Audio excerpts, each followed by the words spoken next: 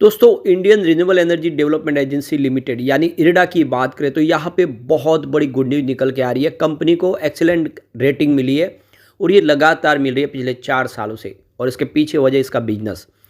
Company लगातार काफ़ी अच्छे अचीवमेंट कर रही है और अपना पोर्टफोलियो तेज़ी से बढ़ा रही है। और इसी का नतीजा है कि कंपनी मिनी रत्न से नवरत्न बन चुकी है और आने वाले 2030 तक महारत्न बनने की तैयारी पर है। तो यहाँ पे इन सारी संभावनाओं को तलाशेंगे इस वीडियो के माध्यम से। साथ में यहाँ पे हम यस बैंक को डिस्कस करेंगे। यस बैंक ने बहुत बड़ा फैसला किया है और उसका फ़ायदा आने वाले समय यस बैंक को देखने को मिल सकता है। वैसे शेयर की प्राइस काफ़ी नीचे है। क्या आने वाले समय यस बैंक में फिर पॉजिटिव माहौल बनेगा या स्टॉक में गिरावट होगी, जानने की कोशिश करेंगे। साथ में यहाँ पे हम देख सकते हो कि जियो फाइनेंशियल को भी डिस्कस करेंगे। जियो फाइनेंशियल जिसके पास बहुत सारे बिजनेस है, अभी ये धीरे धीरे शुरू होने वाले हैं, तो ये स्टॉक आने वाले समय किस तरह से बेहतर करेगा जानने की कोशिश करेंगे। साथ में हम यहाँ पे ट्रांसफार्मर्स एंड रेक्टिफायर्स को डिस्कस करने जा रहे हैं, जिसने एक शेयर के ऊपर एक शेयर बोनस देने का ऐलान कर दिया है। लेकिन फ्रेंड्स, उससे पहले अगर आप पहली बार हमारे चैनल पे आए तो चैनल को सब्सक्राइब कर दीजिए, एक बेल आइकॉन दबा दीजिए ताकि जब भी नया वीडियो बने पहला नोटिफिकेशन आपको मिले। वीडियो पसंद आए तो लाइक से जरूर कीजिए। चलो फ्रेंड्स, वीडियो स्टार्ट करते हैं। मैं हूँ आपका दोस्त SB दवे और हमारे अपने चैनल ऑनलाइन कमाई में आपका बहुत बहुत स्वागत है। तो सबसे पहले इरडा के कारोबार की बात कर ले तो 222 पर क्लोजिंग थी, जहाँ पे 1.91% की तेज़ी देखने को मिली, यानी लगभग 2% के आसपास की तेज़ी। और इसके पीछे वजह है कंपनी को मिला है एक्सीलेंट रेटिंग का अवार्ड। तो अपनी MOU की परफॉर्मेंस के आधार पर पिछले 4 साल से कंपनी एक्सेलेंट रेटिंग की अवार्ड प्राप्त कर रहा है। तो यहाँ पे इरडा ने MOU साइन किया है ministry of new renewable energy MNRE के साथ में फाइनेंशियल 2023-24 के लिए। और इसका जो स्कोर है वो 98.24 है। तो राउंड अप करें तो यहाँ पे 98% का स्कोर मिला है इसको। तो इस रेटिंग से ये पता चलता है कि कंपनी कॉरपोरेट गवर्नेंस के मामले में बहुत हाईएस्ट स्टैंडर्ड मेंटेन करती है और काफ़ी अच्छी इसकी परफॉर्मेंस है, जिसकी वजह से ये लगातार इस एक्सेलेंट रेटिंग को प्राप्त कर पा रहे हैं। अब यहाँ पे इसकी रेटिंग को देखें तो स्कोर काफ़ी शानदार है। फाइनेंशियल 2022-23 के दरमियान 93.50 का इसका स्कोर था। फाइनेंशियल 2021-22 में इसका 96.54 का स्कोर था और फाइनेंशियल ईयर 2020-21 में 96.93 का स्कोर था। और इस बार तो 98% का स्कोर प्राप्त किया इसने। अब इस मौके पे CMD प्रदीप कुमार दास का कहना है कि यह एक माइलस्टोन अचीवमेंट है और हमारी इरडा की जर्नी में ये एक मील का पत्थर साबित हुआ है। आने वाले समय हम ऐसे ही अपने जो मापदंड है उसको उच्च मापदंड के तहत ही आगे कारोबार करेंगे और जो भी गवर्नमेंट की तरफ से गाइडलाइन है उसके हिसाब से हम अपने कारोबार को तेज़ी से बढ़ाने की कोशिश करेंगे, ताकि इससे और शानदार कंपनी जो है अपना काम कर पाए और ग्रीन ट्रांसफॉर्मेशन का जो गोल है उसको अचीव करने में सीडा जो इरडा है अपनी योगदान दे पाए। अब यहाँ पे एक बड़ी अपडेट और निकल के आ रही है। इरडा ने यहाँ पे 2128 करोड़ रुपीज़ का लोन सैंक्शन किया है GMR पावर, जो यूपी में स्मार्ट मीटर लगाएंगे। तो GMR power and urban infra limited ने ये जानकारी आज दी है कि इरडा की तरफ से उनको काफ़ी बड़ी एक रकम मिली है और ये जो स्मार्ट मीटर लगाने हैं करीब 75.69 लाख स्मार्ट मीटर लगाने हैं। तो ये जो स्मार्ट मीटर लगाए जाएंगे, देख सकते हो कि यहाँ पे अलग अलग जोन के हिसाब से वाराणसी, आजमगढ़, प्रयागराज, मिर्ज़ापुर, पूर्वांचल में विद्युत निगम की तरफ से लगाए जाएंगे। और दूसरी तरफ देखें तो आगरा, अलीगढ़ जोन में दक्षिणांचल विद्युत निगम वितरण निगम की तरफ से लगाए जाएंगे। तो ये काफ़ी बड़ा एक प्रोजेक्ट है जिसके लिए फ़ंड प्रोवाइड किया है यहाँ पे इरडा ने। तो बहुत अच्छी गुड न्यूज़ है। कंपनी का कामकाज लगातार बढ़ रहा है और अब कंपनी का रिजल्ट भी आने वाला है। आप देख सकते हो कि 9 जनवरी को कंपनी अपना रिजल्ट डिक्लेयर करेगी, यानी कल हमारे सामने होगा कंपनी का रिजल्ट। और रिजल्ट बेहतर होगा तो फिर एक अच्छी तेज़ी की संभावना हम फिर व्यक्त कर सकते हैं कि इस रिजल्ट के बाद काफ़ी ज़्यादा पॉजिटिव संभावना बन सकती है। अब चलते हैं यस बैंक की तरफ। तो 18.78 पर क्लोजिंग थी, 1.26% की गिरावट देखने को मिली। स्टॉक लगातार नीचे की तरफ जा रहा है। वो काफ़ी ज़बरदस्त लोगों को नुकसान भी हो रहा है, क्योंकि 32 रुपये का इसने हाई बनाया था, वहाँ से स्टॉक लगातार स्लिप हो रहा है और 20 रुपये के नीचे जाने के बाद दबाव देख रहा है। लेकिन अब आने वाला है रिजल्ट। Q3 के रिजल्ट की डेट आ गई है। तो यहाँ पे देखो कंपनी शनिवार 25 जनवरी 2025 को अपना Q3 का रिजल्ट डिक्लेयर करेगी। और आप देख सकते हो कि जो इनसाइडर ट्रेडिंग है विंडो है, वो ट्रेडिंग विंडो ऑलरेडी देख सकते हो कि क्लोज हो चुकी है 1 जनवरी से ही। तो अब ये 27 जनवरी को, यानी देख सकते हो कि रिजल्ट डिक्लेयर होने के 48 घंटे के बाद नॉर्मल ट्रेडिंग इनसाइड ट्रेडिंग के लिए शुरू हो पाएगी। तो ये देख सकते हो कि यहाँ पे अब संभावना काफ़ी पॉजिटिव बनी है। पिछली बार जो क्वार्टर टू का रिजल्ट था कंपनी ने 12:40 पे बताया था 26 अक्टूबर को। उस हिसाब से क्वार्टर थ्री का रिजल्ट भी उसी टाइम में आने की संभावना है। यानी जो देख सकते हो कि ट्रेडिंग शुरू के दौरान ही रिजल्ट आएगा, तो उसका जो भी इफेक्ट है वो देखने को मिल सकता है उसी दिन। क्वार्टर टू में कंपनी ने काफ़ी बेहतर रिजल्ट बताया था। नेट प्रॉफिट की बात करें तो 145% की ज़बरदस्त जंप देखने को मिली थी, जो लगभग 553 करोड़ के आसपास पहुंचा, जो पिछले एक साल पहले 225 करोड़ के आसपास था।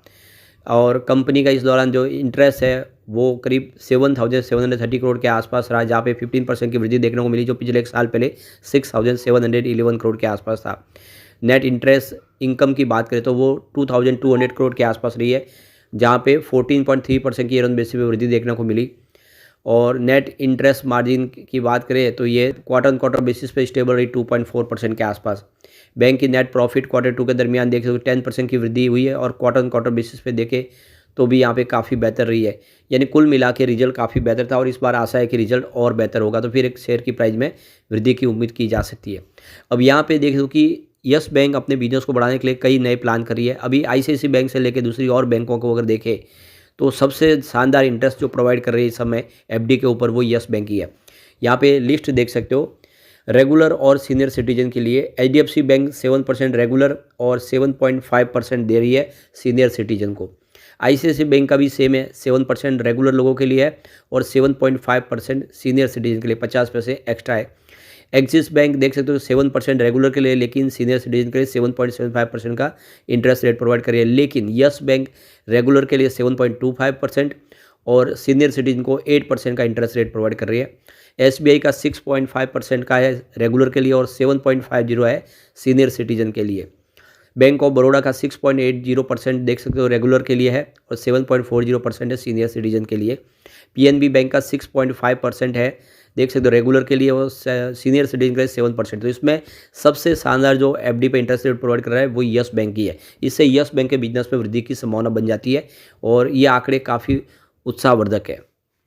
अब चलते हैं जियो फाइनेंशियल की तरफ। तो 298 पर क्लोजिंग थी, 0.27% की गिरावट देखने को मिली आज। स्टॉक थोड़ा सा दबाव में है। अब इसकी परफॉर्मेंस देख तो पिछले एक साल में इसने 23.18% का पॉजिटिव रिटर्न दिया है, लेकिन पिछले 3 महीनों में यहाँ पे 13.60% की गिरावट हुई है। 1 मंथ की बात करें 11.89% की गिरावट हुई है, और यहाँ पे वनडे के हिसाब से 0.19% की गिरावट है। पिछले 3 महीनों से स्टॉक दबाव में और काफ़ी गिरावट हो रही है। अब यहाँ पे देख सकते हो कि स्टॉक जो लेवल है इसने 300 के लेवल को तोड़ा है, तो स्थिति दबाव की है, परंतु इससे पहले भी ऑलरेडी जा चुका है, ऐसा कोई चिंता की बात नहीं है, क्योंकि 31 दिसंबर को भी इसने आप देखते हो इंट्राडे में 296 तक गया था, लेकिन वहाँ से फिर तेज़ी बनी, 310 तक पहुँचा और उसके बाद फिर गिरावट की वजह से नीचे आया। जैसे पॉजिटिव माहौल बनेगा तो कुछ संभावना पॉजिटिव बनेगी। उसके पीछे वजह इसका बिजनेस, कंपनी अलग अलग सब्सिडीज़ के माध्यम से बिजनेस करी है, जिसमें आप देख सकते हो कि कंपनी के बिजनेस की बात करें तो यहाँ पे कंपनी जियो जो देख सकते हो जियो का इनका फाइनेंस बिजनेस तो है ही, लेकिन जियो इंश्योरेंस ब्रोकिंग का बिजनेस है, Jio payment solution, Jio leasing service, Jio finance platform and service limited और जियो पेमेंट बैंक। इस तरह से अलग अलग बिजनेस कंपनी कर रही है, तेज़ी से अपने कारोबार को आगे बढ़ा रही है। कुछ रेगुलेटरी परमिशन बाकी है जो जल्दी मिलते ही ये सारे बिजनेस शुरू हो जाएंगे, चाहे वो लोन का बिजनेस हो, इंश्योरेंस ब्रोकिंग बिजनेस हो, पेमेंट बैंक का हो, या पेमेंट सोल्यूशन या लीजिंग का बिजनेस। ये सारे बिजनेस गेम चेंजर है, जो आने वाले समय में बहुत ही शानदार प्रदर्शन कर देगा, कंपनी के लिए काफ़ी बेहतर उम्मीद की जा सकती है।